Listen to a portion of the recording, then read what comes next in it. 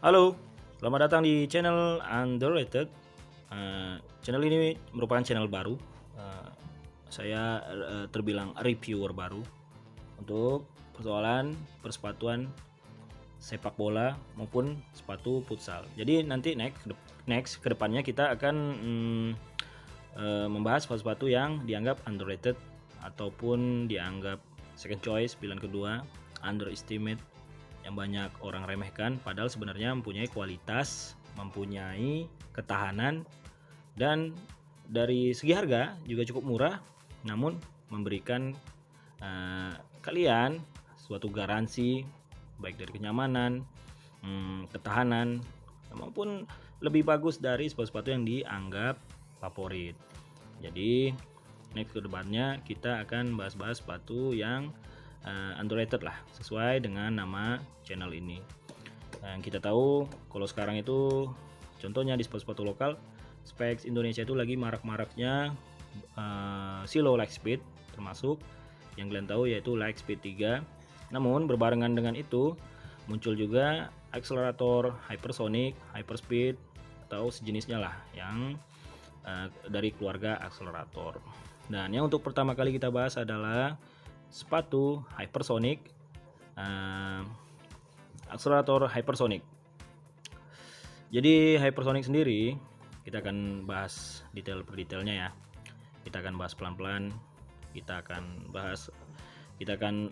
look a closer. Kita akan lihat lebih dekat sepatu hypersonic sendiri. Jadi biar mindset kalian itu nggak selalu berpikir kalau Lightspeed, dan Lightspeed. Jadi ada hypersonic, ada akselerator lain yang juga mempunyai kualitas yang nggak kalah dari kakak-kakaknya. Termasuk hypersonic, hyperspeed, maupun nanti banyak dari seri akselerator yang keluar yang selain Lightspeed dan sejenisnya. Jadi yang pertama kali kita akan bahas adalah mungkin dari sisi atas dulu, yang uppernya ya. Kita lihat dari uppernya, ini dari kelembutan nggak jauh beda dari hyperspeed, cukup lembut, namun juga nggak ini ya, cukup lembut namun nggak seperti Lightspeed 20. Sedangkan Lightspeed 20 mungkin karena bahannya lebih tipis, kemudian ya kita lihat Lightspeed 20 memang mengusung Lightspeed khususnya mengusung bahan-bahan yang uppernya sintetis yang tipis-tipis. Dan untuk hypersonic sendiri cukup lentur, tapi nggak terlalu setipis Lightspeed 20 maupun Lightspeed Reborn. Tapi juga Lightspeed 3 sekarang kalau nggak salah itu bahannya juga nggak terlalu lembut seperti sebelumnya, seperti generasi sebelumnya, yaitu Lightspeed 20 ataupun Lightspeed Ultra ya. Lightspeed Ultra pun mungkin mengusung bahan yang sama lembutnya seperti ini, jadi nggak lebih lembut dari Lightspeed 20, namun cukup lembut lah. Jadi untuk sepatu tipe speed, sepatu ringan, ini bahan yang cukup lembut. Dan kita lihat pola warnanya sendiri, nggak ada ini ya, nggak ada tambahan glossy seperti di hyperspeed. Jadi ini lebih ke dap, jadi patternnya lebih ke dap, jadi nggak ada pola-pola yang mengkilat. Jadi ini glossy lah, dan ini cukup kesat. Dan untuk warnanya sendiri, kombinasi gradasi warna Lightspeed, maksudnya Specs Indonesia memberikan istilahnya warna merah ini sebagai bright red, kemudian di tengah sebagai clear blue, dan di heel atau di tumitnya berwarna putih. Kemudian lambang spek di sini berbeda dengan hyperspeed. Hyperspeed itu nggak ada lambang speksnya, mereka lebih hyperspeed lebih menonjolkan striping belakang yang berwarna hitam. Sementara hyperspeed punya warna ada orange, ada hijau gecko, ada merah, dan juga ada biru. Jadi mungkin ini facelift atau perubahan perubahan kulit lah, sedikit perubahan kulit dari hyperspeed ke hypersonic. Dan juga mungkin perubahannya adalah di tali itu. Tali kalau di hyperspeed talinya itu lebih ke tali biasa ya. Sementara di hypersonic talinya sendiri sekarang menggunakan tali PP. Jadi tali PP ini terkenal di dunia persepatuan. Kalau ini ketika kalian mengikatnya ini nggak gampang lepas. Ini cukup bagus lah, upgrade yang cukup bagus ke hypersonic, dari hyperspeed ke hypersonic. Kemudian kita lihat lidahnya masih sama, dan ketebalan sintetisnya juga masih sama. Cuman saya lupa di hyperspeed apakah kemarin ini ada layer tambahan seperti ini. Jadi sekarang kan ini ada tambahan 2 layer. Saya lupa, saya pernah punya tapi saya lupa. Dan di dalamnya ini ada seperti pori-pori yang berbahan mesh.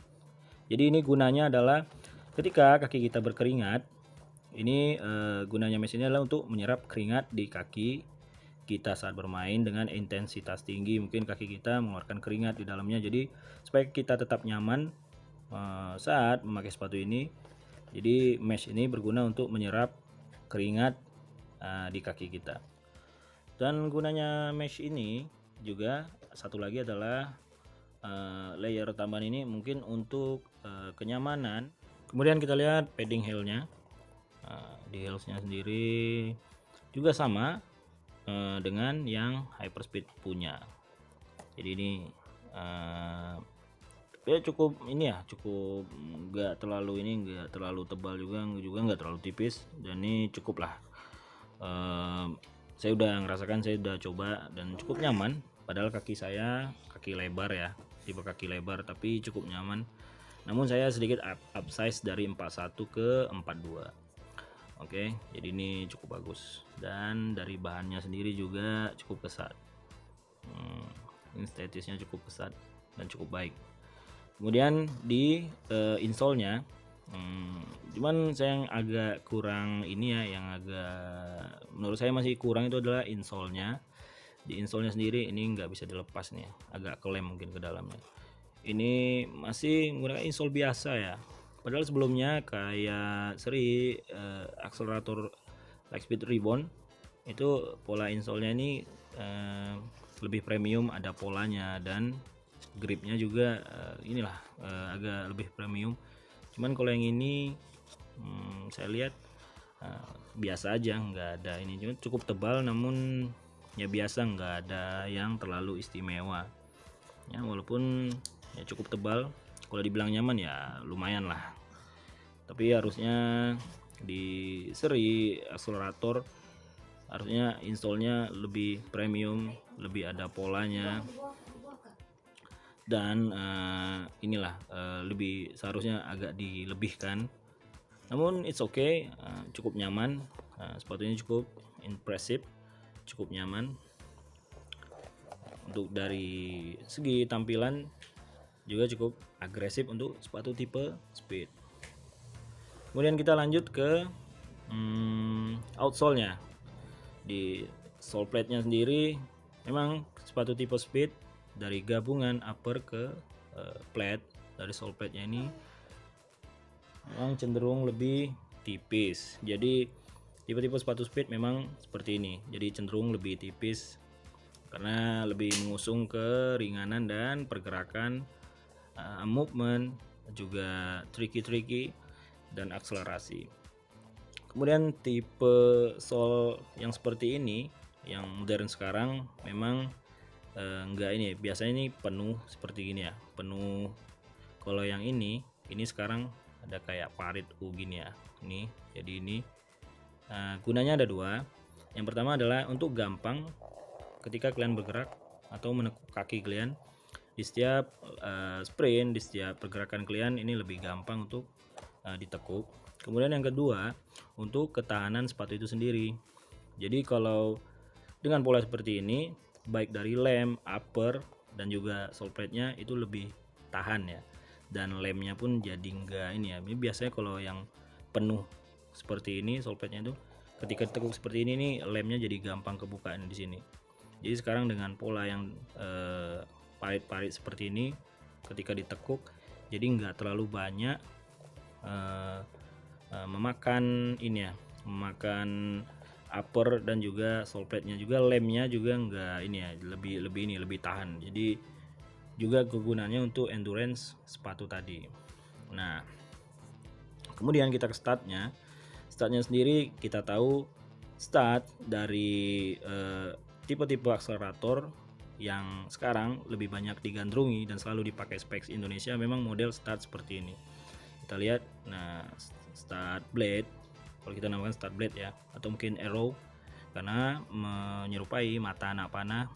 Kita lihat, jadi ini adalah patternnya akselerator belakangan ini, dan ini cukup terkenal, sangat impresif, sangat agresif, dan cukup baik gripnya di lapangan. Kita lihat di sini juga ada ini ornamen. Kita udah tahu lah semua tipe start seperti ini. Dan nah cukup agresif, dan beberapa seri-seri sebelumnya juga memakai ini, termasuk Lightspeed Reborn yang banyak dipakai oleh atlet-atlet profesional. Jadi ini merupakan sepatu yang ya cukup bagus lah. Jadi bisa menjadi opsi lain di balik maraknya sekarang Lightspeed 3 ataupun kedepannya akselerator Alpha ya. Jadi sekarang dengan saya rasa untuk kedepannya juga Lightspeed atau specs Indonesia masih akan tetap memakai sole plate ini, karena ini ya boleh dibilang ini yang terbaik yang specs Indonesia pernah punya. Jadi menurut saya itu aja.